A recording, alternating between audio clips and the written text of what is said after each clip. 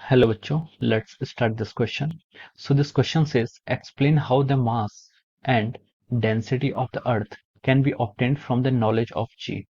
तो चलिए बच्चों, अब हम इस क्वेश्चन को स्टार्ट करते हैं। देखिए बच्चों, इस क्वेश्चन का जो आपका की कॉन्सेप्ट है, ये क्वेश्चन आपका किस पर बेस्ड है? आपका एक ग्रेविटेशन फोर्स पर बेस्ड है। ग्रेविटेशन ग्रेविटेशन पर बेस्ड है। ठीक है, तो चलिए अब हम इस क्वेश्चन को स्टार्ट करते हैं। उसने पूछा कि how the mass and density of the earth can be obtained from the knowledge of G. तो देखिए, जो भी आपके होता है ग्रेविटेशन फोर्स होता है, ग्रेविटेशन फोर्स जो लगता है उसे हम लिखते हैं, उसका फॉर्मूला होता है G into mass of the object. क्या होता है मास? यहाँ पर क्या क्या है आपके, एक आपका अर्थ है और एक मान लीजिए कोई भी दूसरा ऑब्जेक्ट है। मास ऑफ अर्थ को मैं यहाँ पर एम ई से डिनोट कर रहा हूँ, और जो आपका दूसरा ऑब्जेक्ट है उसके मास को मैंने सिर्फ स्मॉल एम से डिनोट कर दिया, डिवाइड बाई क्या हो जाएगा, आर का स्क्वायर। आर के यहाँ पर आपके रेडियस ऑफ द अर्थ है। तो देखिए यहाँ पर हमने क्या आ गया, आर क्या आ गया आपका, रेडियस ऑफ द अर्थ के इक्वल आ गया।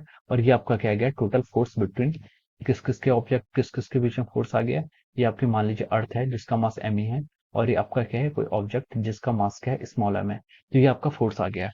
तो अब देखिए यहाँ से हम लिख सकते हैं कि जो आपका फोर्स का मैग्नीट्यूड अगर मैं लिखूं यहाँ पर सिर्फ, तो हो जाएगा G M E into M divide by R का square.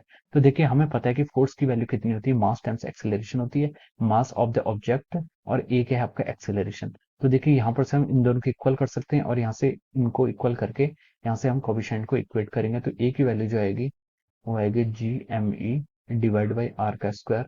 This is the acceleration due to gravity, और हम इसको स्मॉल जी से डिनोट कर सकते हैं। So this is the acceleration due to gravity. But in the question they have asked us to find the mass and density in terms of the capital G. Okay. So here we have calculated the small g.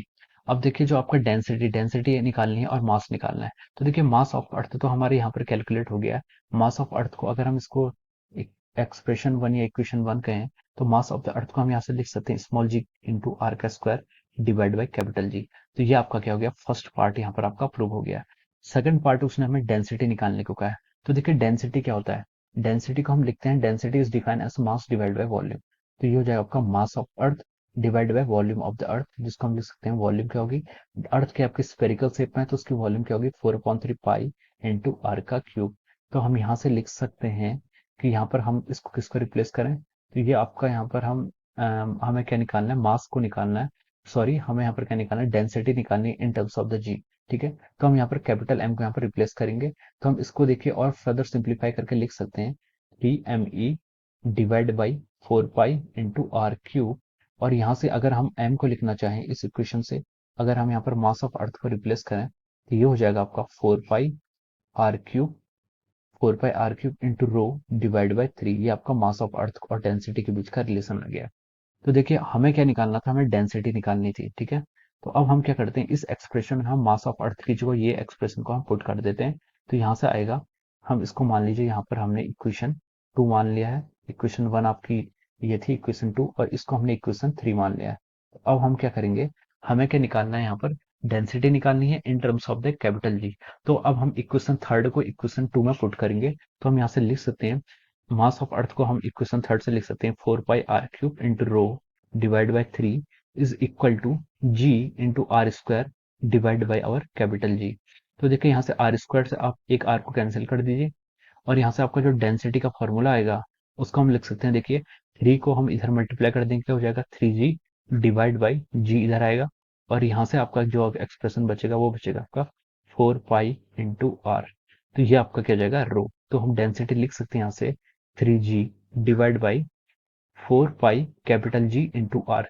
ये क्या हो जाएगी, आपकी density of earth हो जाएगी in terms of the capital G. हमसे question में यही पूछा है, obtained from the knowledge of G. तो ये आपकी क्या आ जाएगा, डेंसिटी का एक्सप्रेशन आ जाएगा। So make it equation number 4। तो देखिए बच्चों, हमसे क्वेश्चन में यही दो चीजें क्वेश्चन में पूछी गई थी। पहले उसने पूछा था कि how the mass of the object को हम ऑब्टेन करेंगे with the help of G. तो उसके लिए हमारा पहले जो पहला क्वेश्चन था पार्ट ए को हम आंसर आपका ये आ जाएगा इन दिस एक्सप्रेशन। और दूसरा उसने हमसे पूछा था कि डेंसिटी ऑफ अर्थ को कैसे डिनोट करेंगे। तो डेंसिटी ऑफ अर्थ का एक्सप्रेशन आपका यहाँ पर ये आ गया है with the knowledge of the capital ji. So I hope you all understood this concept. All the very best and thank you so much.